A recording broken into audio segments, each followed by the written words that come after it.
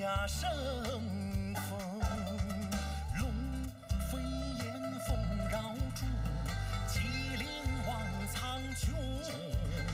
那大蝴蝶儿红摘门，让我放手穿越了时空。四合院里雕花窗，带回了儿时的梦。绿柳垂白蛐蛐儿叫，海棠花儿红，海棠花儿红，海棠花儿红。汉与青蛙护城河，抬眼看风筝。我在那牌楼前，感受祖先的光荣。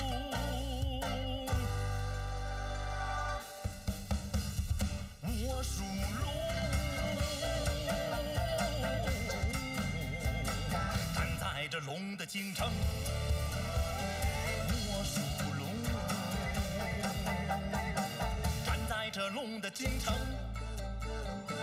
脚下时时传来的轰鸣，岁月这阵阵传来的热浪，它撞击着我的心，它撞击着我的心啊，它震颤着我的心。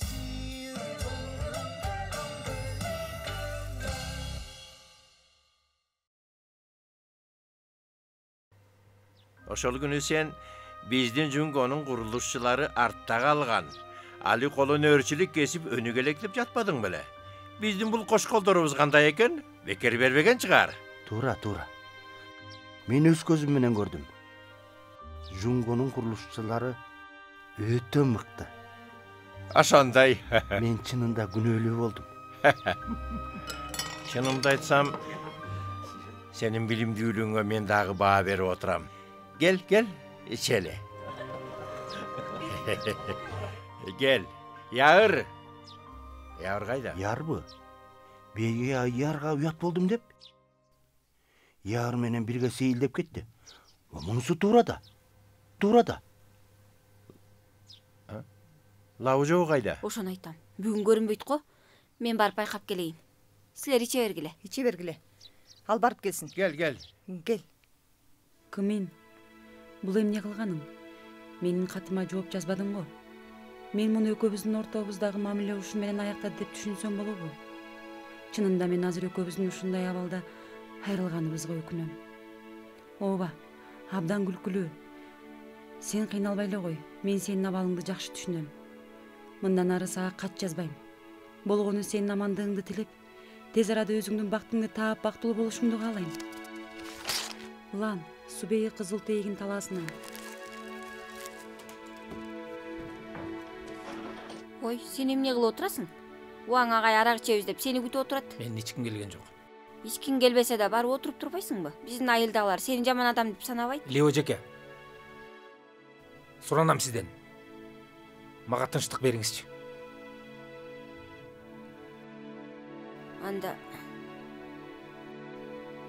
Анда өз эркиң.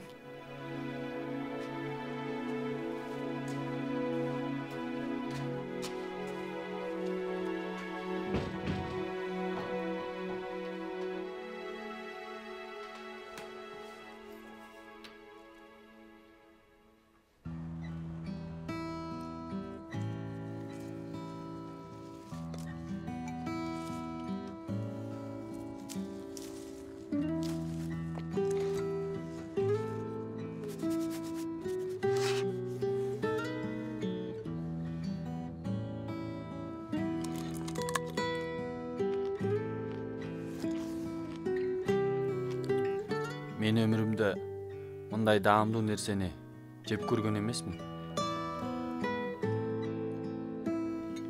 Yağır. Сен чын эле университетте окубай эле орто билимиң менен жумушка чыгайын деп жатасыңбы?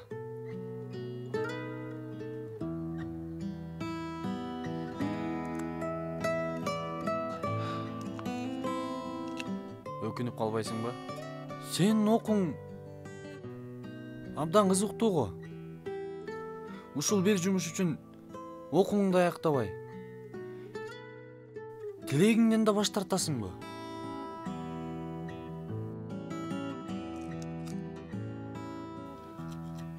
Эгер мен сени жылы ордуңдан козгобогондо бүгүн мындай күнгө туш келбейт элең. Мен сага кастык кылдым. Ыйлабачы. Яр мен үчүн Яр Жунгону унутуу кандай кыйын экенин билесиңби? Себеби бул жерде менин жакшы көргөн адамым бар. Ал адам сенсиң.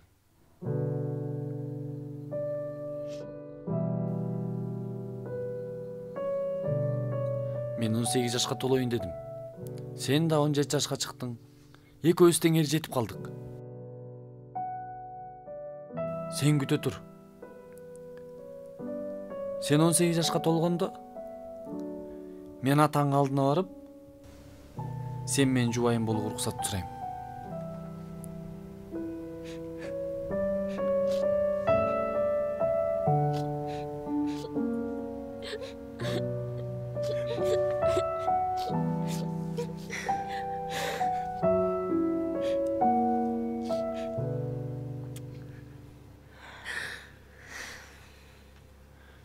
Мөлтүр булак боюнда жалгыз басып келемин. Бул бактылуу үй бүлөнүн сүрөтүн мен жакшылап сактап коёмун.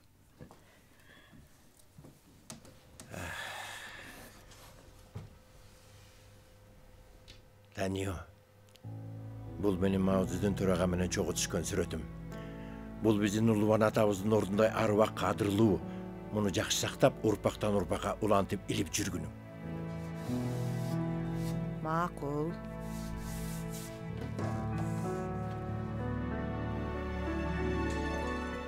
Танио, мындайча айтканда биздин ата-бабаларыбыз падышалык деңгээлге жеткен.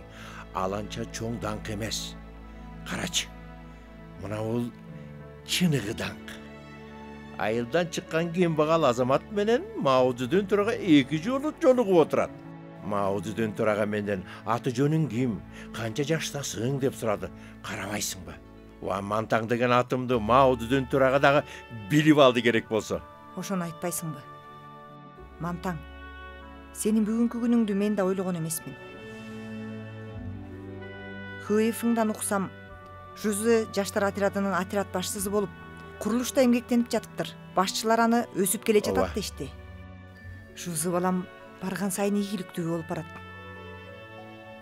Жузы Шиаужу менен сүйлөшүп макулдашкан окшойт. Менин оюмча бир аз тынчып калгандан кийин аларды жараштырып койсок кандай? Болот. Майже жекебиз болсо жок. Мен ал экөөнө баш көз болом. Жарайт.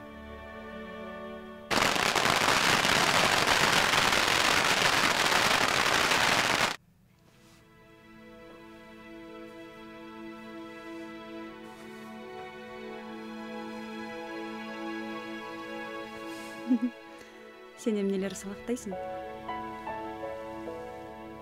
Көңүлүм жайланды.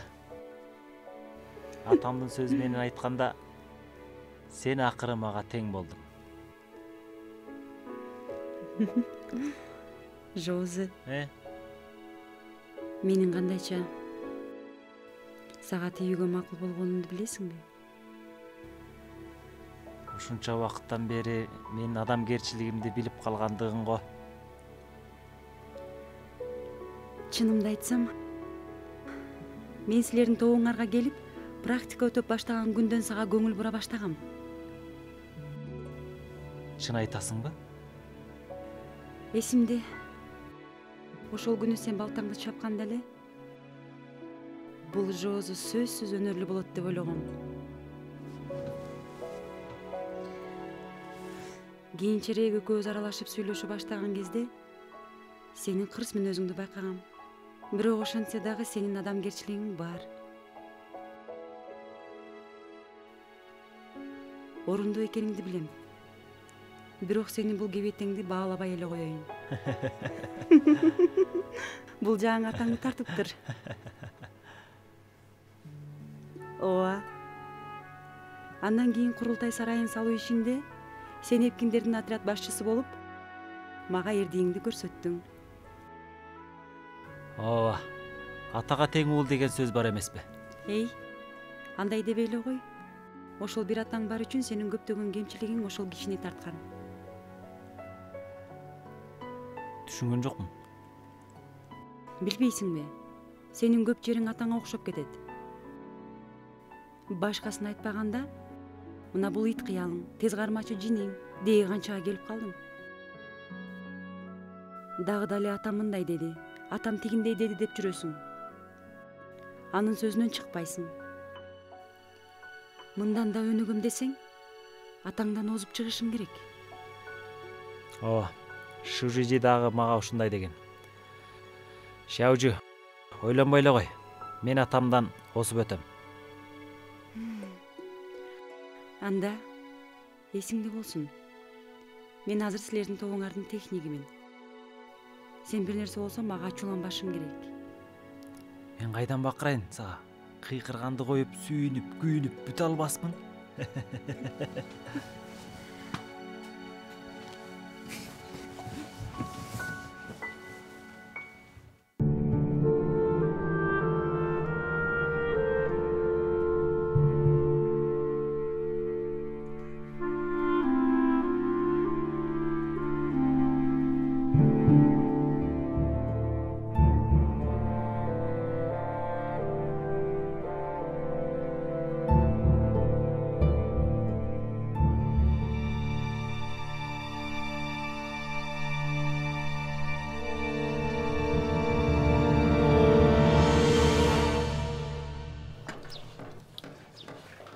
Сен айтчы, улуу агабыз бизге эмнеге терс карап калганын билбейсиңби? Кайдагы улуу агай? Азыр совет Шужиңшуй. Хрущев такыр эле Сталиндикин жокко чыгарып, бизди топтой кылып ойнотмокчу. Биздин улуу башчыбыз Мао Цзедун төрага ага жол бербейт. Бирок менин оюмча, ушунча көп курулушка жардам берип алып, жарымына келгенде адистерин алып кетти. Бизди акмак кылганы го. Эми бизге оор эле болду. Советтик адистер болбосо деле жер шары айланат. Мао Цзедун төраганын айткан сөзү кандай эле? Биз кайраттанып, өз күчүбүзгө таянып, иш кылып алдыга кайра умтулсак, баардык кыйынчылыкты жеңе алабыз. Жузу, бул сөздү абдан туура айттың. Муну мен айткан жокмун. Шишужи айткан. Мантаң. Андрей кете турган болду. Аны жакшылап узатып коелу. Макул, Андрей биздин айылда бир нече жыл турду. Биз башында сөз талашчубуз. Жунго менен Совет газетадан бириккенден кийин өз ара сөз талашпай калдык. Экөөңөр ушунча жыл чогуу арак ичип жүрүп кеттиңер. Азыр Андрей да кыйналып жүрөт. Мына бул чиймелерди башчым бизге элге алып берүүмдү буйурду. Мен сага бир парын көчүрүп койдум. Көрүп ал.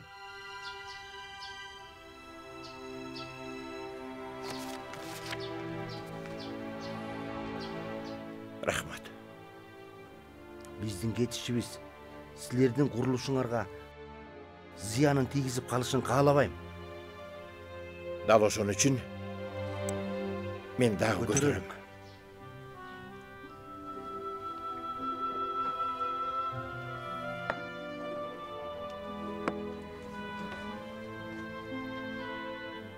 Мантаң. Мен бул кичинекей айылды жана сен салган кара өрүктүн формасындагы секчени абдан сагынам. Менимче сен Жунгонун эң алдыңкы тандалмалуу курулушчусуң. Андрейка, мен да сени сагынам го. Бул кичинекей айылда мени менен ачуу таттууну бирге татып, биздин мамлекетибиздин курулушу үчүн аз болсо да саз жумшаган күчүңдү өмүр бою унутпайм.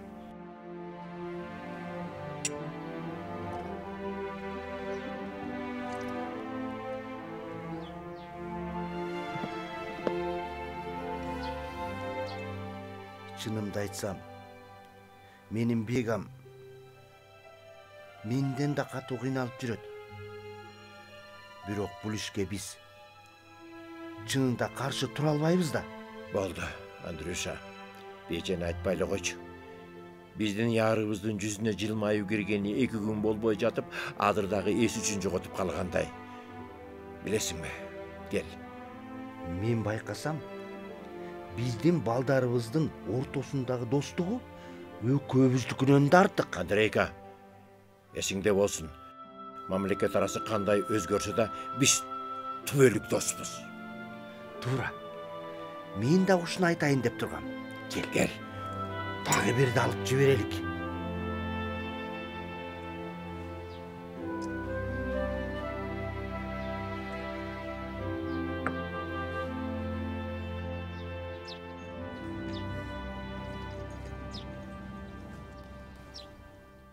Ягыр.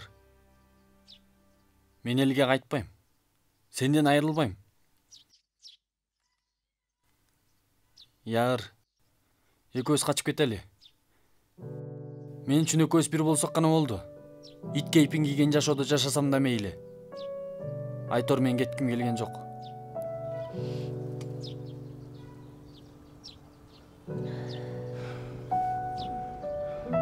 Мен кетпейм. Сен кайда болсоң, мен де ошол жакта болом.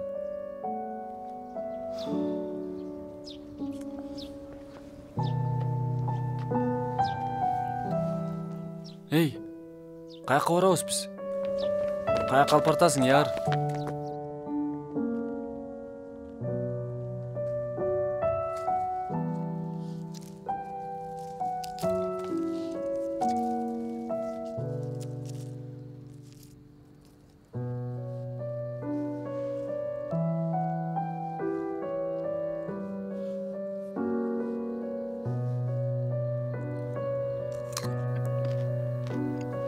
Кандай гана таттуу.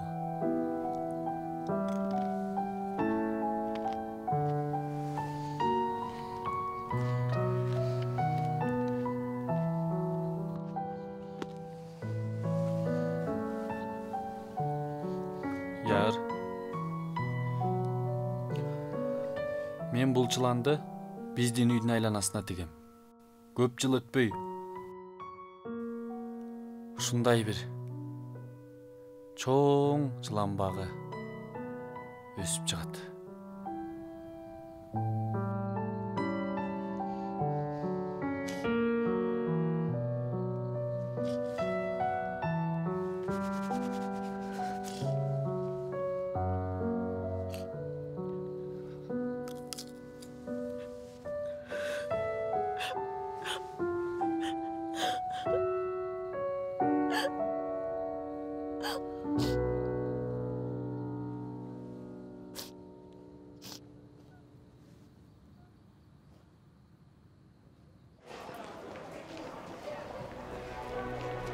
Андрейка, мына дагы 2 өтүлкө мабыт айрагы. Сен муну жакшы көрүп ичесиң. Эсиңде болсун, муну ичкенде мени унутпа. Рахмат. Менин кыйбас досум. Бул 2 өтүлкө аракты кой. Мен ичпейм. Аны мен өмүр бою үйүмө сактап, көргөн сайын сени эске алып турам. Кош бол.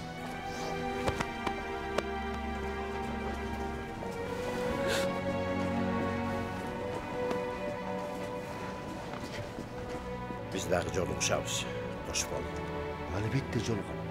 Албетте. Бегия, биз кетели.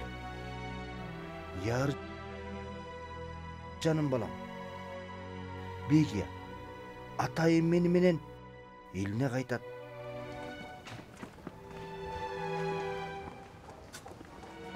Аман бол карагым. Кетелик. Яр. Мен кеткени жатам. Мага бир ооз сөзүң эле маанилүү. Бир ооз сөзүң болсо да сүйлөчү. Сен минтип жатсаң, көңүлүм кантип жайында болсун. Жок дегенде бири карап күлүп койчу. Бири карап күлүп койчу, яр. Мен сенсиз кантип жашайм? Жүрө кетелик.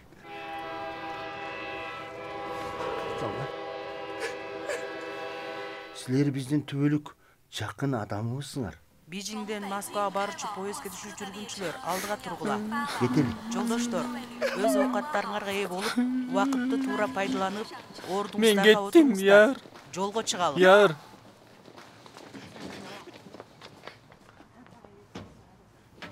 Яр. Яр, мени унутуп калба.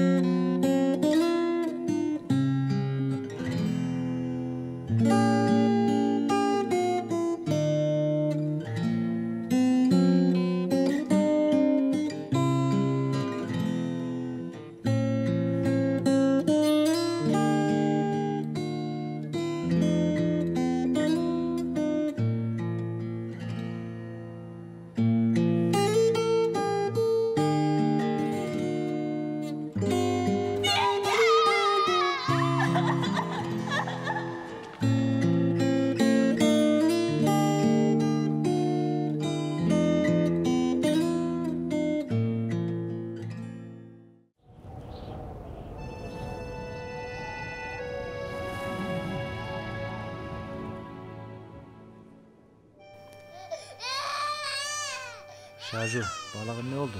Эмне ыйлап атат? Курсагы ачып калган го. Балага жаңы эле ботко берип жаттың беле? Шылдыраган кара сорпоң эмне тамак болмок эле. Жазындагы жок дегенде карабактын бүрү бар. Жайында көк аш менен эптеп чыгабыз. Бул кышта эч нерсе жок. Каралдым ай. Шажу, мындай кылалы. Муну үйгө калтыралы. Андай болбойт. Бул Майзинин апасына берген. Айылда алардын көргөн күнү бизден өтүп кеткен жок. Мындай кылалы. 1-2 күндөн кийин мен төркүнүмө барып, жей турганга бирдеме таап келейин. Кандай болгон күндө да мен сүргүнү ачка калтырбайм. Макул. Атам ошол кезде кандай ойлогон? Ушундай жагымсыз атты коюп тур сүргү. Андан көрө ара десе болмок. Кызык. Болду. Аны айтпай эле койчу. Ошол күнү мен атамдан балага кандай ат коесуз деп сурап баргам. Ошондо атам колуна сүргүн алып, кичинекей шайман жасап жаткан учурунда барып калдым. Ал колундагы шайманга карады да айтып салды. Бирок ал кишинин айтуусу боюнча адам баласынын атын канчалык жагымсыз койсо, багууга ошончо жеңил болот дейт. Биз бул сүргүгө койгон улуу аты Уаңшау. Жаман эмес, Макул анда. Мен кеттим. Жузы, бул жолу атам менен айылга барып көбүрөөк жүрүп кел. Азырынча топто жумуш жок. Шашпай эле кой. Макул. Билем. Өзүңөр жакшы тургула.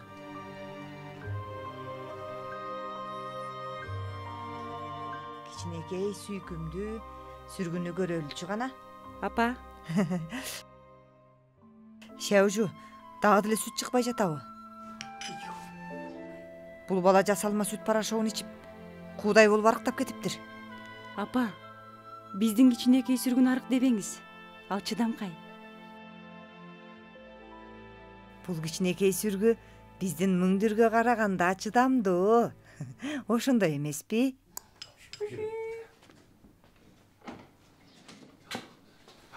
Жеңе. Жоо дарыгер.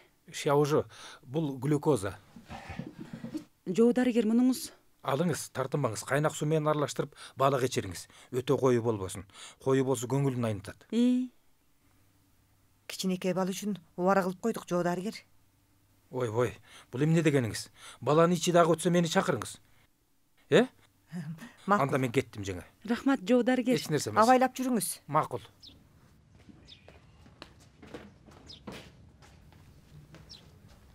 Жоо дарыгер. Лио эжеке, баягы күнү мага берген сары бурчагыңызга рахмат айтам. Иш башкармасы тараткан. Рахмат айта тургуда эмнеси бар? Көчө иш башкармасы таратса, менин дүлүшүм барбы? Сага берген соң ала берсең болду да. Анын баарын сурап эмне кыласың? Кууруп жесең да, кайнатып ичсең да абдан даамдуу. Макул. Рас болбодубу? Сенден бир ишти сурайын дедим эле. Көптөн бери эле ордумдан турсам көзүм караңгылап, кээде дем алышым да кыйын болуп жатат. Бул эмнеси я? Сиздин каныңыз азайып кеткен.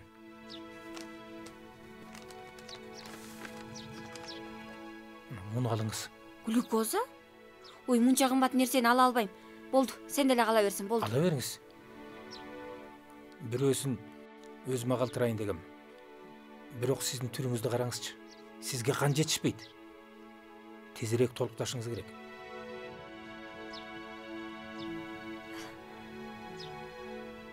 Рахмат. Угушума караганда Шинсыңдын мекемеси бөлмө бөлүштүрүп берди дейт. Фулайлар эрди катын болуп экөө көчүп алышыптыр. Бул чынбы? Көчүп кетишти. Менден кутулганына ал экөө тең кубанып жүрөт. Менин эч кандай жаман оюм жок. Алар үчүн санам тынчыбайт. Алар көчүп кетишти. Бул Шиншыңдын убагында дары ичкенди сөзсүз унутуп калат. Эч нерсе болбойт, Лио эжеке. Мен ага жолугуп калсам, сөзсүз эскертип айтып коем. Сиз ага камсадабаңыз. Мен биздин үй бүлөнүн маңдайдан жыттай албайт окшойм. Азыркы балдар өзүн гана ойлошот. А мен болсо өз тиричилигимди көрсөм болот. Аныңыз да туура.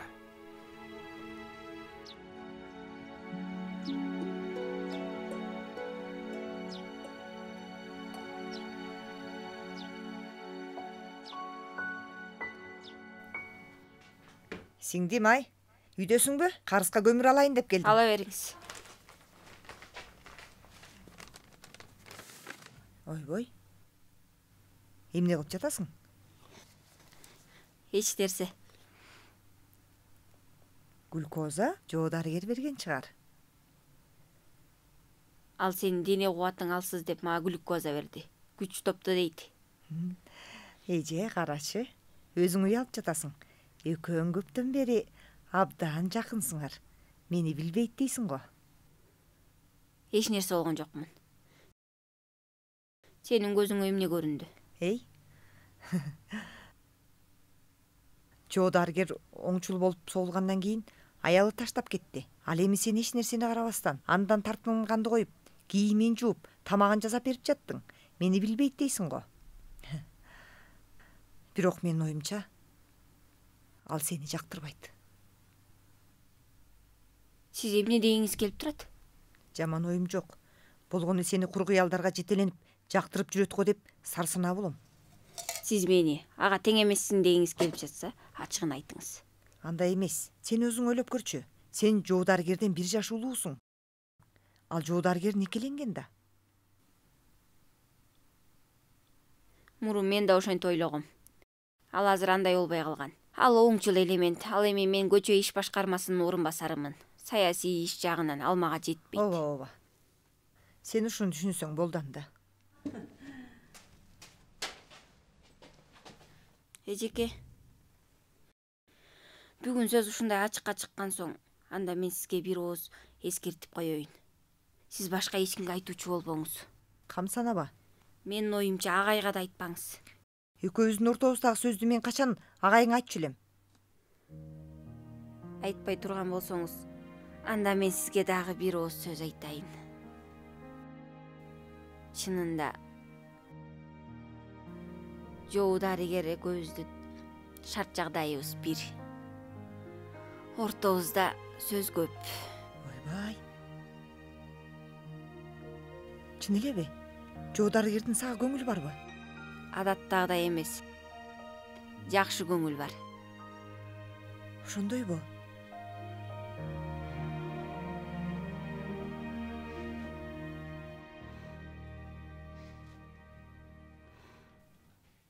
Мантаң. Майзы жеңеге үйлөнмөкчү болуптур дешет. Бул чынбы? Ооба чын. Бул жолу жүз экөөбүз сарсанаа болуп барып, көңүлүбүз жайланып кайттык. Майзынын ден соолугу жакшы экен.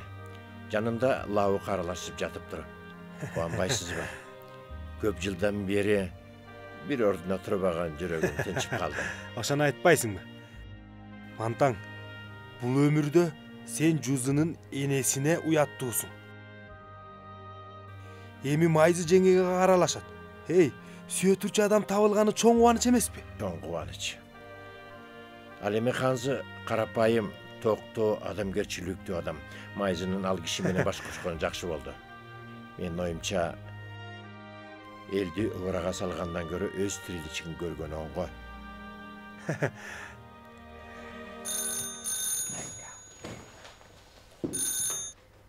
Саламатсызбы? Вай, саламатсызбы? Бул даамдуу тамак ашканасы. Сиздерде мекемеңиздерде Шиайту деген барбы? Шиайтуну издеп атасызбы? Азыр.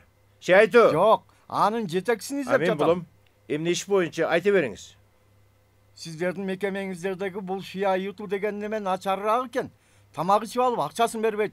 Кулак салыңыз. Адамга тарбия бериңиздер. Киши жиберип алып кетиңиздер.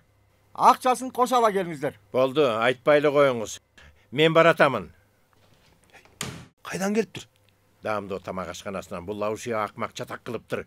Мен барып алып келейин. Ашкананын адамдары сабап коюптурбу? Акчасы жок, ашкана барып жүрүптүр. Мунусу эмнеси? Жаныңызда акча барбы? Берип туруңуз. Бул кандай иш? Мекемебизге шек келтирмей болду го. Моралдык жактан сөзүңдү баштабайлы кой. Бул канча? Болду, ала бер. Болду. Ала бер. Болот.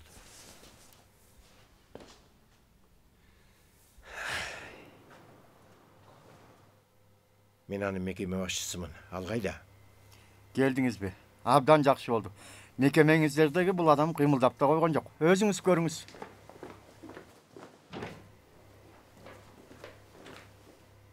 Мынакей. Жарылганча жептирсиң го. Сен кайдан келип калдың? Келериңди билсем казын этинен калтырат элем го. Сокур тыйының жок келип какталган казын этин жепсиң. Ким айтты акча жок деп? Акча алып келгем. Бирок жетпейт деди. Бул тамактанып алып жарым акчасын гана төлөйм деди. Ушул кантип болсун? Аны менен токтоп калбай бул эреже илгертен бери бар дейт. Жарым бага кантип беребиз? Мунуңуз жөн, туура. Силер го жашсыңар, эч нерсени укпайсыңар. Барып карган лагуну чакырып кел, андан сурасаң билесиң. Силер бул ашкана турган үйүн убагында менин улуу агам ордун түптөп, дубалын тургузган. Ошондуктан биздин Шиайту үй-бүлөсү тамактын жарым гана багасын төлөйт. Болбогон сөз. Анын үстүнө лагу директор былтыр кайтыш болгон. Коштошпой кетип калганбы? Анда чакыр ябу жумушчуну. Мен эч ким чакырбайм. Менин сөзүмө кулак сал. Азыр жаңы коом, бул ашкана мамлекеттин көзөмөлүндө. Мурунку эрежелериңдин баары жараксыз. Же акчаңды төлө, же сакчы бөлмесине бас. Көрдүңбү? Бул эмне деген көйдөнсүз? Сен ала көйдөн боло бербе. Сен эмне кылып атасың? Азыр кайсы заман? Дагы деле көйдөндүгүң кал элек. Болду, жет. Ала көйдөн жөнүндө сөз кылбай эле коелу. Андан көрөк муну алып кетейин. 2 жалбырак эти менен жарты чыны шорпосун калтырып койгонумдун себеби силерге көрсөтөйүн дегем. Бул өрдөктүн эти арык болгон үчүн такыр майы жок. Оозума салгандан кийин билдим. Мурунку өрдөктүн даамы жок. Силерге жарым акчасын бергениме кубангыла. Азыр мамлекет боюнча кыйын мезгил. Адамдарга жей турганга тамак табылбай турганда сага кайдагы семизер деп. Ошону айтам. Аны менен айтышпай эле коюңузчу. Сиз акчаңызды берип коюңуз. Мен эмнеге берем? Ай, болду. Бул жерден эли караган бетимди жер каратпай эсептешип бүтүрөлү. Бардыгы канча болду? 1,80 тыйын. Мантаң, бул эмне кылганың? Мына 1 юан жарайт. 80 тыйын. Уят болду, кечириңиз. Жакшы барыңыздар. Азыркы акчаны лаушыга кайтарып беришиң керек. Ойбой, айтып койдуңбу? Телефон жанында турса айтпай коймок белем. Курсагың ачса мындай эле тамак жесең болбойбу? Бул жерге келип какталган өрдөк жейсиң. Абдан чыгым болгон экен. Өрдөктүн этинин даам мурун билгенде жебей коймок элем. Бир күндө эле акчамдын баары текке кетти. Анын үстүнө силерге да карыз болдум. Айлыгың түгөтүп бүттүңбү я? Калган күндөрү эмне ичип жейсиң? Менден көрөсүң да. Экинчи даражадагы кызматкердин айлыгын жазган сенсиң. Жумуш чыгып калса дагы мага ыраа көрбөйсүң. Мен канчалык үнөмдөгөн сайын жетет деп ойлойсуң го. Болду. Биздин арабызда тамак ашына көбүрөөк үнөмдөгөндөр бар. Азыр көп адамдар ачка жүрүшүүдө. Ал эми сен болсо мында какталган өрдөктүн этин жейсиң.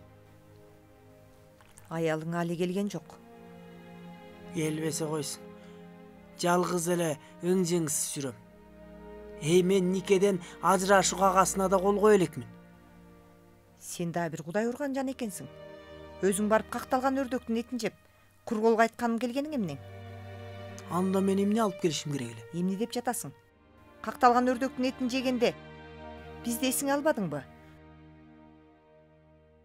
Болбосо өрдөктүн сөөгүн ала келсең деле болмок. Жеңе, мен башында өрдөктүн сөөгүн алып келейин деп ойлогом. Бирок сорпосун ичсем даамы жоктой сезилди. Ошондо сөөгү мүлжүп көрөйүн дедим. Мүлжүгөндөн кийин аны алып келүүгө болбой калды. Эмкиде алып келейин. Эмкиде жеңе, эмкиде сөпсүз алып келем. Макул анда, эмкиде күтөм. Сен күтпөй эле кой. Эмкиде дагы теңин ичип мага теги киши алып кет дедирсе бул ишке ким чыдайт я? Мамтаң, сага сүргүгө сүт порошогун тап дедим эле го. Сүт порошок деген кымбат. Аны кайдан табам? Өзүң аны базардан табуу кыйын эмес дедиң эле го. Болуптур. Кайра издейин.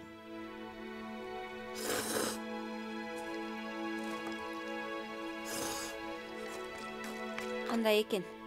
Даамдуу экен? Даамдуу экен. Мындай даамдуу кесмени кейлегиме көп жыл болуптур. Бул кесменин арасында эт май аралашкан болчу. Азыр андай эмес. Этти эптеп таап жасадым. Эми эптеп жегиле. Эптеп дейсиз го? Дал ушуну абдан жакшы көрүп жеп жатам. Даамдуу болуптур. Ооба. Азыркы күндө майдын даамы чыкса эле болду. Туз ачуу эмес бекен? Ачуу болсо бир аз союз аралаштырып берейин. Ачуу эмес, туура эле экен. Бул кесме окшошпой калды. Эмкиде бадыран козу келет деди. Ошондо сары бурчакка бир аз жемиштердин кургагы менен уу сарымсакты кошуп аралаштырып жесең, ошондо даамдуу болот. Айбай. Ушу күндө сары бурчак жегенге ыраазы элем. Азыркы күндө ага жеч кайдан? Ооба дечи.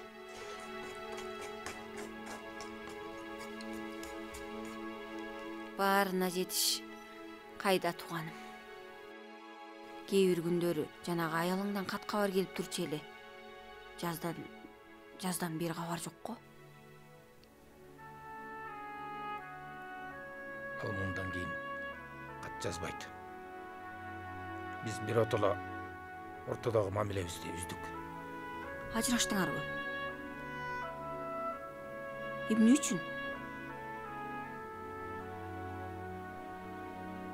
Жакшынакай эле кыз эле го.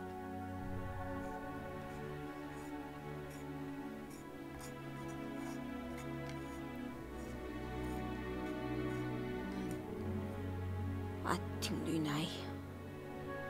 Мындан аркы күнүңдү кантип өткөрөсүң эми? Менин оюмча дагы бирөөнү таап алганың оң. Мен бул кейпим менен дагы бирөөнү зыян келтирбей эле коеюн. Андан көрө өз оокатымды кыла берейин.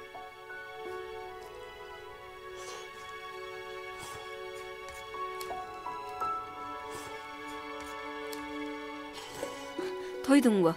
Дагы алып келейинби? Болду эжеке. Абдан тойдум. Ушундай күндөрдө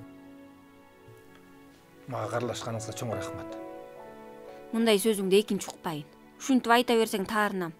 Сени коноктогонго эжең абдан кубанат.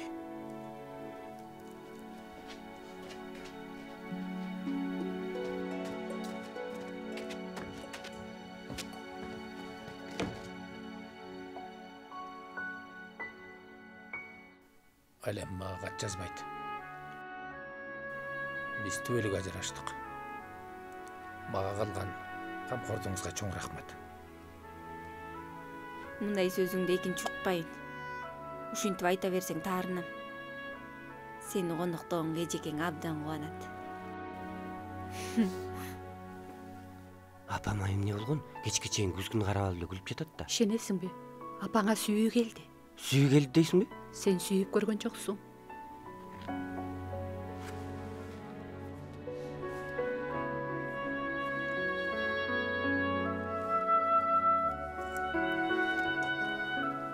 Азаттык район, ачык асман калкыбыз.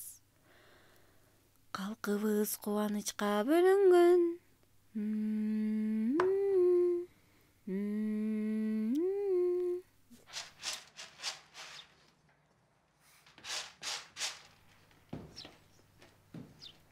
Фулай. Келгениңерге 2 күн болду. Кетейин деп жатасыңарбы? Жок, шыңшыңдардын тобу жаңы номер даярдаган. Биз топ менен бирге болсок ыңгайлуураак.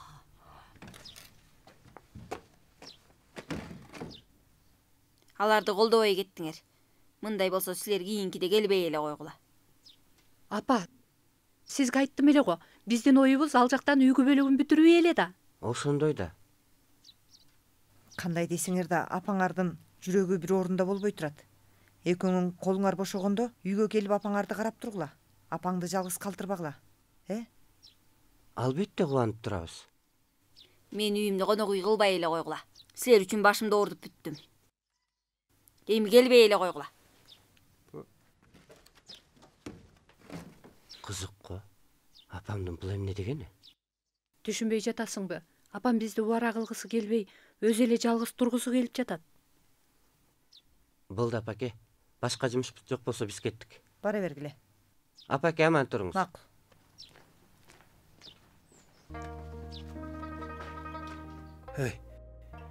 Мен түшүнбөй калдым.